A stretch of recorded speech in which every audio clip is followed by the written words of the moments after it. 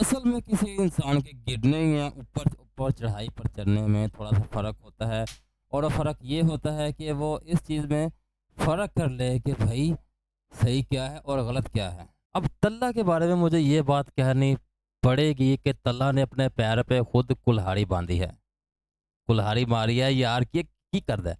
ये टट्टी के मुँह वाला सॉरी तल्हा तल्हा यार तूने ये टट्टी ही की है, सही बात कह रहा हूँ। जो तूने डक्की को बेगुनाह साबित करने की कोशिश की है, पूरी भरपूर कोशिश की है और तूने ये अपना जो बनाया है पॉडकास्ट, बॉन्डकास्ट जो तो बनाया ना तूने, ये तूने अपने आप पे जो है ना एक बहुत बड़ा ज़ुल्म किया है।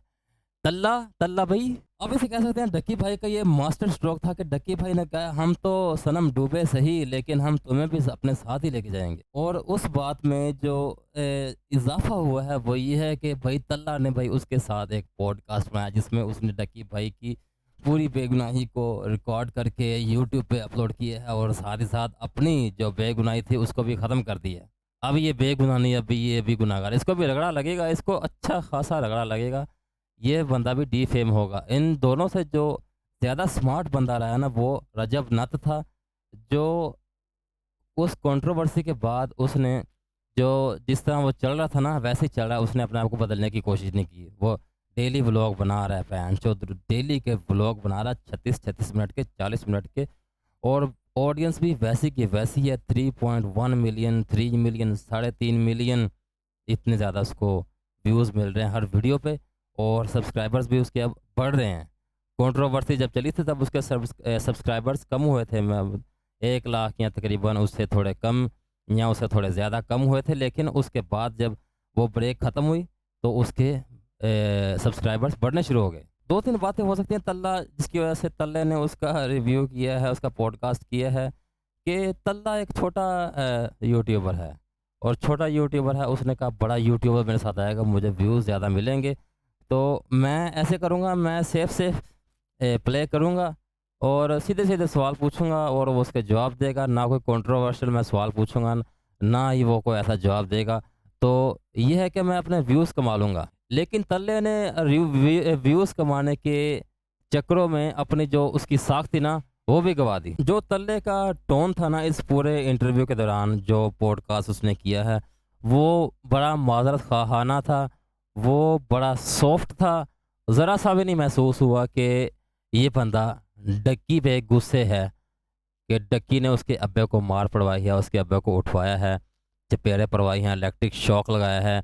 जैसे लगा ही नहीं कि उसको उसके साथ ये सब हुआ है। मुझे तो लगा कि इसे कुछ याद ही नहीं इसके अब्बे के साथ कुछ हुआ है और इसका अब्बा जो है ना बिल्कुल ठीक-ठाक तंदुरुस्त है और वो कोई ख्वाब होगा शायद इसका। होंगे, ठीक है? क्योंकि मैंने आप लोगों पे ही वीडियो डाली थी। वो कहते हैं ना इंसान जब कोई अच्छे काम कर रहा हो तो उसकी शक्ल भी कोई अच्छी-अच्छी दिखाई देती है। लेकिन जब इंसान जब इंसान कोई ऐसा काम कर रहा हो जो लोग ज़्यादा पसंद नहीं करते तो शक्ल भी शैतानों जैसी नज़र आती है। मतलब कि शक्ल में कितने मनहूसियत नज़र आ रही है इसकी और इसका जब जो रवैया इसका चेंज हुआ है इस पूरे पॉडकास्ट में, उसकी वजह से इसकी शक्ल और भी मनहूसों वाली नज़र आ रही है। और इसने अपने जो इसकी ऑडियंस थी, जो इसकी 4-5 लाख ऑडियंस थी, उसके मुँह पे थप्पड़ मारा है भाई, तुम कहाँ लगे फिरते हो? ये सारी की सारी जो गेम चल रही है यूट्यूब पे, ये जो एक-दूसरे को एक्सपोज़ करते हैं, सारे के सारे व्यूज़ कमाने के लिए और अपने सब्सक्राइबर, अपनी आर्मी बढ़ाने के लिए सारा कुछ होता है।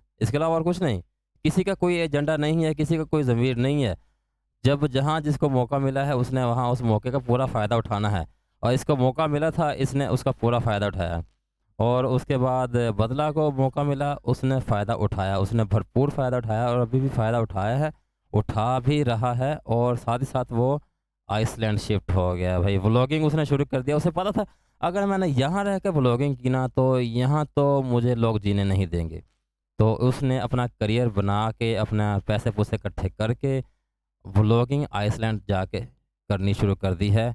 वहाँ ये है कि उसको कोई चाका-शाका नहीं आएगा और ना ही उस पे तनकीद होगी क्योंकि वहाँ कोई इसको जानता नहीं है। हाँ, तो आज आके रह गया तल्ला रिव्यू और जो है डकी भाई, ये दोनों बलि के बकरे बने हैं। रजब तो निकल गया, वो तो बड़ा ईज़िली निकल गया। उसने क्योंकि उसकी ऑडियंस बच्चे हैं, उसकी ऑडियंस 15-16 साल के, 14 साल के, 12 साल के बच्चे हैं, जो कि किसी की सुनते नहीं अपने पैशन के आगे, अपनी ज़िद के आगे किसी अपनी ज़िद के आगे झुकते नहीं किसी के सामने। तो डंकी भाई की जो ऑडियंस थी वो ज़रा मैच्योर थी, वो ज़रा मैच्योर थी, क्योंकि डक्की को यूट्यूब पे आए 5, 6, 7 साल हो चुके हैं और उस दौरान उसकी जो ऑडियंस थी ना वो साल मैच्योर होती गई है। लेकिन जो रजब भट्ट की ऑडियंस है ना वो भी मैच्योर नहीं है। तो रजब बास को इस बात का एज है। लेकिन मुझे हैरानगी हो रही है कि तल्ले ने ये क्या किया, बेवकूफ़ इंसान। जिस बंदे के साथ कोई अपना नाम नहीं जोड़ना चाहता था, तूने उल्लू के पट्टे उसके साथ एक पॉडकास्ट बना दिया, और वो भी 1.5 घंटे का। भैंचो ये तेरी कोई मूवी आ रही है, कुंवारी या भैया, इतना लंबा पॉडकास्ट होता है? ये तो भैंचो चूड़ियाँ होती हैं एक दूसरे की जो लगानी होती है। पॉडकास्ट पॉडकास्ट ज़्यादा से ज़्यादा अगर मानीखेज़ हो तो वो तकरीबन, ओए जा तल्ले, तूने प्राइम पे आने से पहले ही तूने अपना फॉल शुरू कर दिया। डाउनफॉल तेरा शुरू हो गया उल्लू के पट्टे। ये तूने क्या कर दिया?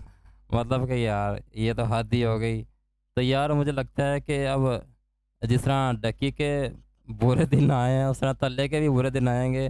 तल्ले अच्छा भला तू अपना रिव्यू दे रहा था, तू किधर आके फँस गया? यार मुझे लगता है कि ये तो इसका पंगा तो चलता रहेगा। तो मुझे लगता है कि अब मुझे वीडियो को एंड करना चाहिए। तो मिलते हैं फिर अगली वीडियो में भाई एक बार फिर से।